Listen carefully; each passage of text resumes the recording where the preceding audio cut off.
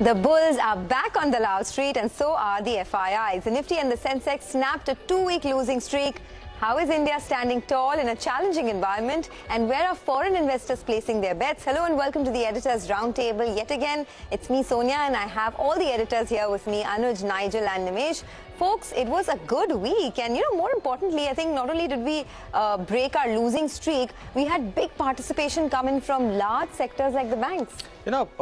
Sonia, even the losing streak was a very minuscule losing streak. And I'll give you a mind-boggling statistic. Do you know this week the mid-cap index was up for, in terms of consecutive weeks, how many consecutive weeks? About 8 or 9? 12 consecutive weeks, which makes it 3 months. 3 months, the mid-cap index has not seen red. Yes. On a weekly basis. I mean, you could call it exuberance, you could call it whatever, but when the mid-cap index rallies like this, that's when you feel good about the market. There are two kinds of rallies. One is when the rally is quite narrow, and it's just index which makes money, and people feel left out. They might still feel left out, but their portfolios don't do well. They say, okay, index is doing well, my portfolio is not doing well. This is a rally in which people's portfolios have been repaired after that mayhem that we saw in May and June. So I think in that sense, for me, that really has been the key point. And of course, a lot of laggards made a comeback this week, like IT. So that's also another talking point. Oh, absolutely. And we were discussing this, right? Now, if you go into a room with 20 people, 21 people are bullish, right? So that's how exuberant the market. I went to a room last Saturday where there were 450 people. All retail investors. I went for a conference. Some of the biggest market names were there as keynote speakers, and I could sense the kind of interest which was there from retail investors towards equity markets. Everybody wants to know newer ideas. Everybody was talking about where to invest, how to invest, how do we do asset allocation. So clearly there is a lot of interest from retail investors, and especially Chennai crowd. Yeah. They are so much into equity. The equity culture is so good in the south. And some of the largest investors who I met from the south, they are not convinced or happy with even 10x and 20x. 20x Wow. is like, oh, it's okay. 100x, 200x is what they talk about. That's the kind of equity cult which is there in the south, especially with larger investors who want to make a real big killing in the equity markets. And one more feedback for the entire team. As I said, there were 450 retail investors who participated in that event. So many people came and spoke to me. And everybody was so much of praise for you, Anuj, Nigel, the entire CNBC team. They are like, you guys do a fabulous job. I'm a big fan of Sonia. I want to meet her once. I track Anuj's big morning call every day. I said, yeah, that's what we try to do, right? Just try to help out the retail investors. So much of appreciation for the kind of work everybody in the team and does. Of course, we appreciate our viewers. Exactly. We're nowhere without them, that's right? That's what we aim for, right? Just to Absolutely. help the viewers as much as we can. Like, in whichever way, whichever form, analysis, managements, everything. That was such a big high for me. The big highlight. So much of love and affection for the entire CNBC team, and so much of people just so much eager to meet you or talk to you or like follow Anuj's tweets and all. It's amazing. Okay, so let's talk about the markets then. Anuj, what was the big highlight for you this time around? Was it the exuberance? Was it the euphoria? And what are the numbers you're looking at? Let's actually throw the numbers at the wall. And basically the key talking point this week is the kind of FI data that we got and what kind of stocks are FIs buying. The FIs are back, absolutely no doubt about that. Now, this is the month of August when we have the final number now. This is the NSDL data. So this is the official data counting for each and every cent. 51,204 crores, which makes it $6.4 billion. That's a lot of money, right? Which is chasing our market. But, I wanted to know what exactly is this money backing. Now, this is what it is, and I'll spend some time here. What are FIs buying? Now, 8,600 crores of healthcare that you see is entirely because of that Max block deal. Otherwise, healthcare has not been a preferred sector. What's been the number one preferred sector? It's financials. Over 6,000 crores of buying is what you have seen in financials from FIs, and it's no surprise that the bank Nifty has been doing what it is doing, really outperforming. Capital goods, 2,200 crores. Consumer, now consumer 2,100 crore. I mean, if you compare consumer to financials, actually consumer is even bigger because consumer index is much smaller than the financials index. So this 2,100 crores also explains the outsized gains that you have seen in the consumer basket. And why these three pockets are important is for all of those who remember the early 2003 to 2005 rally. I remember because I started my career at that point. This is exactly the kind of stocks doing well. Financials were leading it. capital goods were surging because the bet was on the economy and consumption was doing well. When consumption is doing well and those financing consumption are doing well, you know the economy is doing well. And I think that is the big bet that the FIs are taking on the economy. It's further corroborated by the fact that, again, autos, 1,900 crores, telecom, 1,600 crores, FMCG, 1,500 crores. What's another common theme amongst all of these? X of healthcare, of course. All of them are domestic-facing stocks. Now, look at where the FIs actually sold. A little bit, not a lot. Media is a small sector, but IT. 600 crores of selling is what you had from FIs in the IT sector. So that's the large theme. Now, you know, then I thought that, okay, what kind of stocks is this money really chasing? Let's drill it down. Let's start with financials, ICICI Bank. Now, the stock is up 10% in last 1 month. Look at the average delivery volumes on ICICI Bank. This is a giant cap stock. 73 lakh shares delivery volumes on a daily basis, which is up 20% from its recent averages. The other go-to stock has been State Bank of India, country's largest bank. That stock is at lifetime high. It's the biggest outperformer. In fact, it's outperformed ICICI Bank as well, both on a year-to-date and on a one-year parameter. And average delivery volumes, again, 57 lakh shares, up 18%. You know, when ICICI Bank and SBI do well, that's telling you that it's a bet on the country's financial savings as well. Now, capital goods. The one stock that really stands out is BEL. I think for me, it's been the most remarkable stock of last 1 or 2 months. Average delivery volumes of 37 lakh shares, up 30%, and this stock is up 20% since August. So that's the kind of move that you've seen in BEL. In consumption, Titan very quietly has moved up. I don't think too many people have noticed, but the stock's moved up 10% since August. And again, decent delivery volumes as well, 4.5 lakh shares is what you've seen. Now, autos, this is a space, of course, Sonia, you track as well. Now, all the talk has been about Mahindra and Mahindra, but the month of August has been catch-up play in these three stocks. Look at the moves in TVS Motor, Eicher Motors and Ashok Leyland. TVS Motors, stunning move, 15%. Eicher Motors reclaiming its old glory, and Ashok Leyland was up about 10%. And just to round things off, IT is still underperforming. Despite this week's outperformance, TCS is down 4% since start of August. It's underperformed Nifty by about 8%.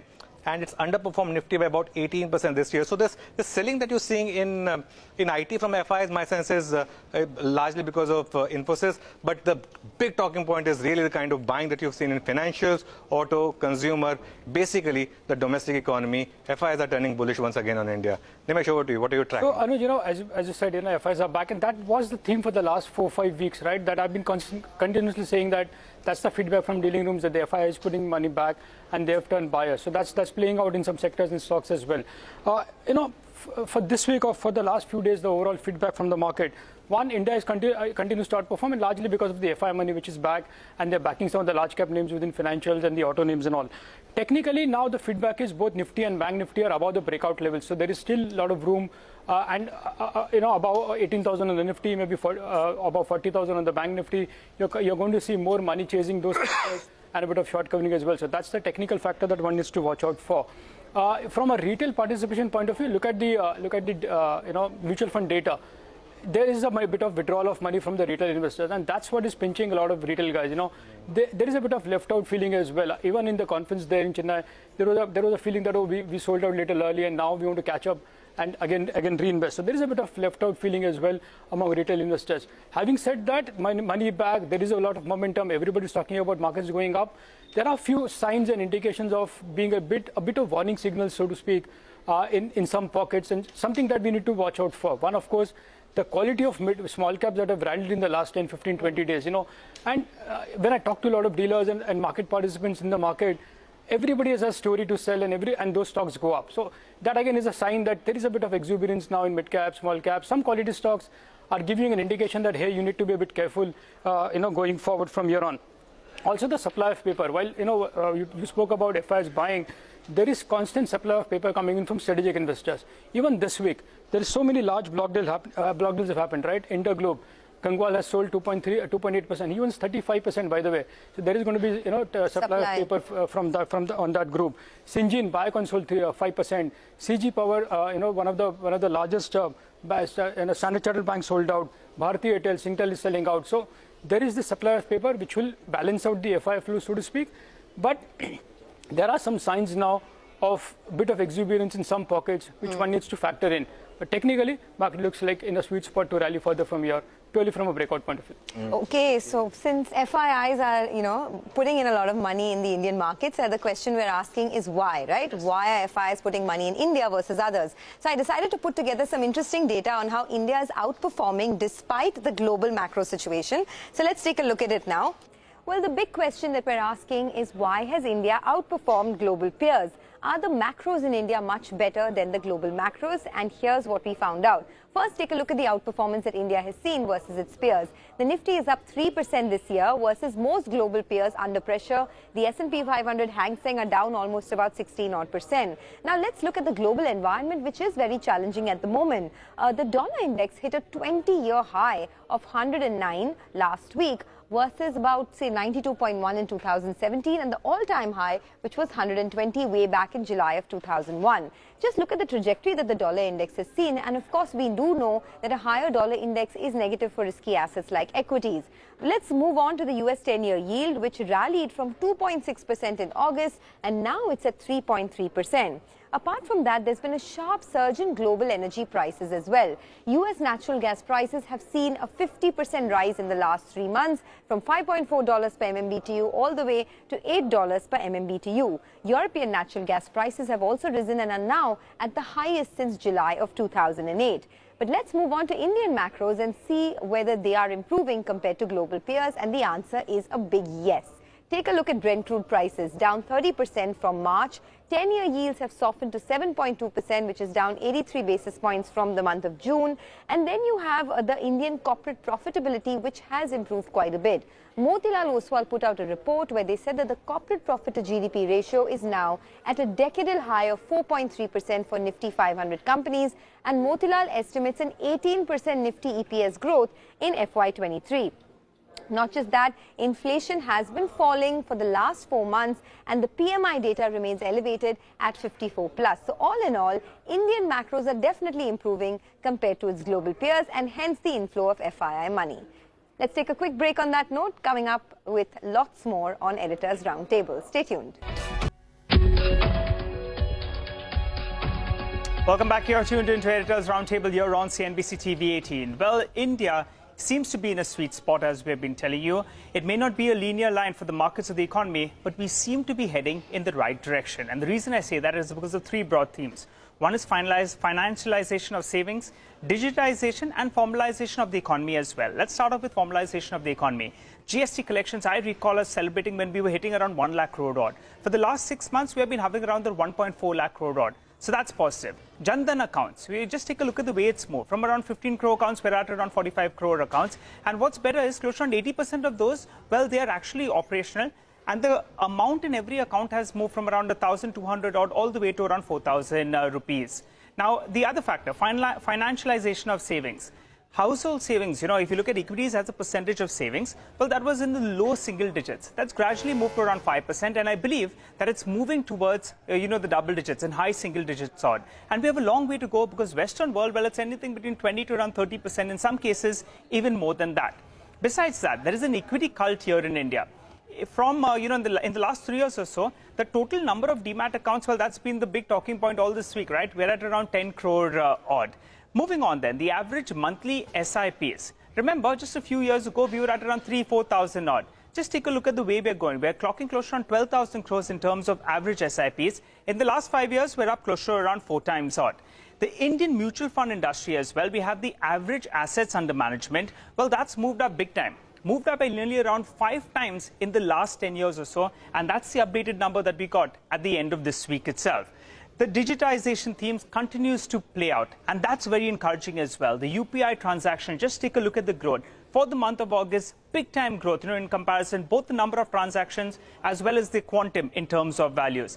And finally, dematerialization of insurance policies. Personally, I think this is going to be really, really good news. All the new insurance policies that will be taken, they'll have to be dematerialized. Not just that, even the ones that have been taken in the past, they as well will have to be dematerialized. So that's telling you the kind of digitization drive that's on the ground.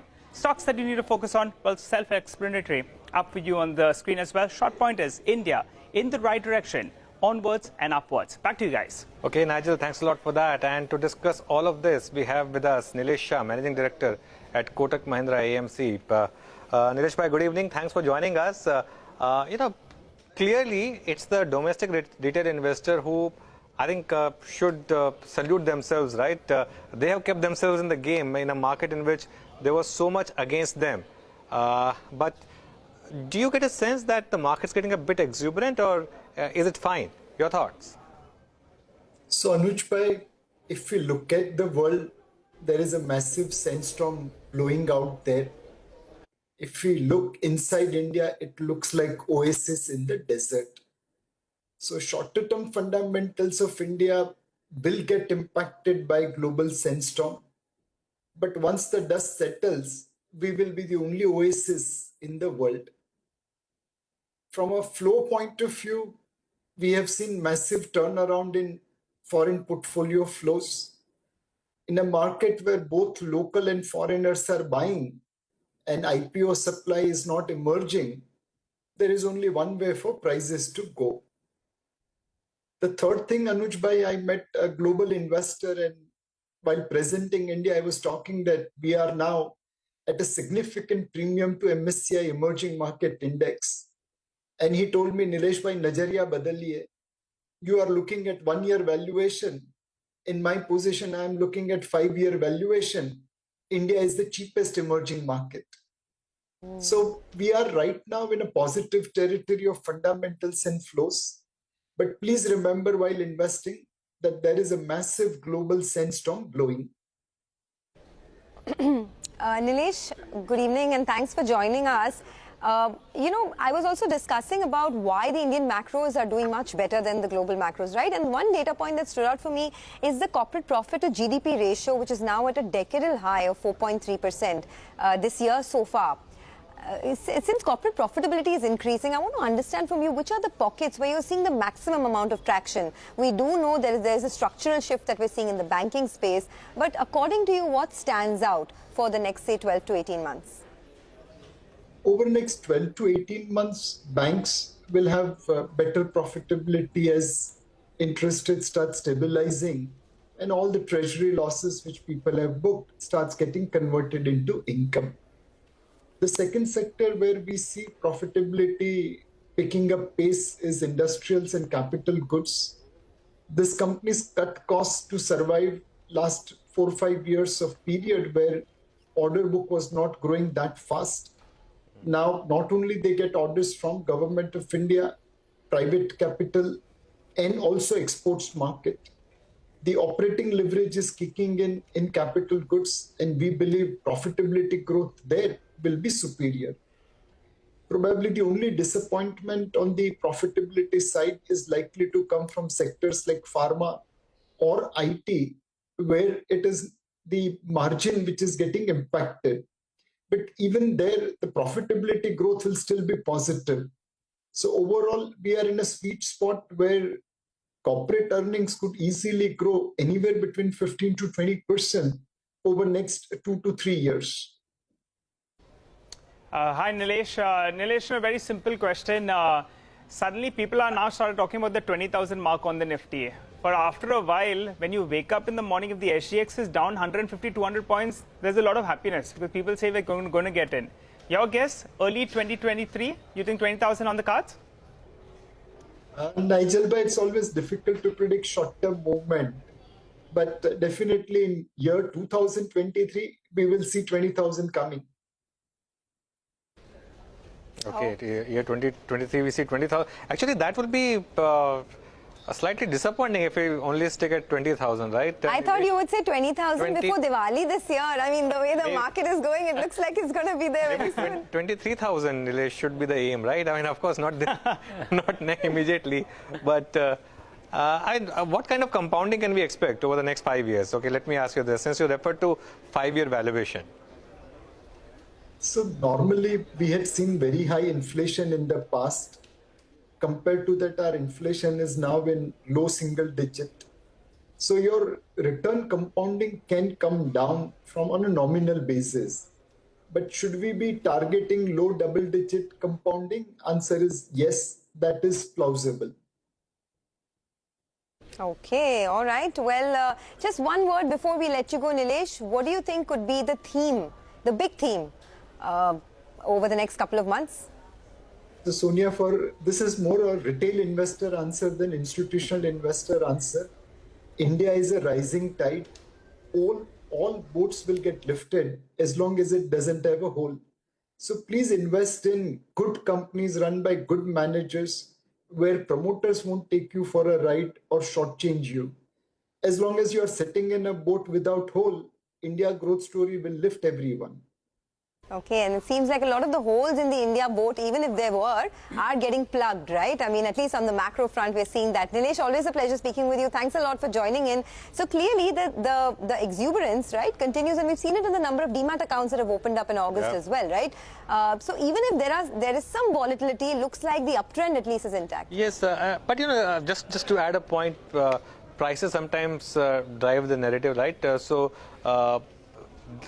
Got to be wary of the fact that right now we are in a winning streak, so we can say that. One thing which I keep saying is in the market, the biggest risk is to book your position too soon in a bull market, or to wait too long in a bear market to cut your loss.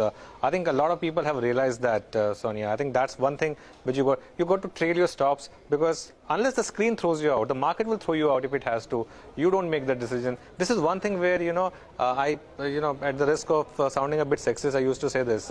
Market is like your girlfriend. You just keep her happy, and just do what she wants you to do, and I think you'll be happy. And I'm a mature investor now, keeping the wife happy. Girlfriend, boyfriend, wife, husband, you need to keep the spouse happy, right? So let's just make it market is like your spouse. You need to keep them happy, whatever it is. All right, folks, thanks a lot, editors, and thank you to our viewers for joining us on this edition of Editors Roundtable. Have a great weekend.